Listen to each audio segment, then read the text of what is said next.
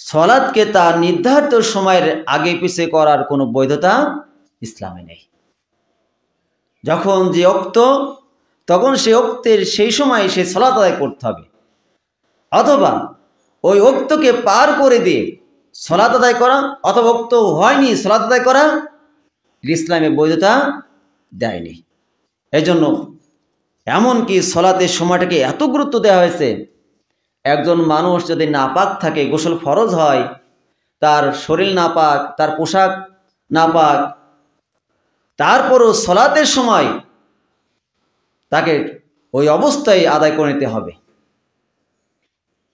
পানি নাই, গোসল করার মতন পরিবেশ নাই, কিন্তু সে তার জন্য গোসল ফরজ, তার পোশাক নাপাক, অথবা তার এমন শরীর পোশাক রয়েছে যা সতরে ঢাকে না, কিন্তু সলাতের সময় পার হয়ে যাচ্ছে, তার মানে তার জন্য ওই সমস্ত পরিবর্তন করার জন্য আগে নয়, সলাতের টাইমে সলাত আদায় করতে হবে। এটা আছে গুরুত্ব। সলাতের সময়টা কত গুরুত্ব হয়েছে।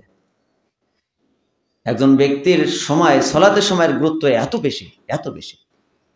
গোসল করার পরিবেশ থাকলে, ওযু করার পরিবেশ থাকলে, পোশাক পরিবর্তন করার পরিবেশ থাকলে সেটা করে নেন, সমস্যা নেই। কিন্তু নাই, গোসল করার পরিবেশ নাই, পোশাক চেঞ্জ করার পরিবর্তন সময় নাই, বা নাই কাছে পোশাকই নাই, তাহলে আপনাকে ওই অবস্থায় সলাতের জন্য প্রস্তুত নিয়ে আপনাকে সলাত আদায় করতে হবে।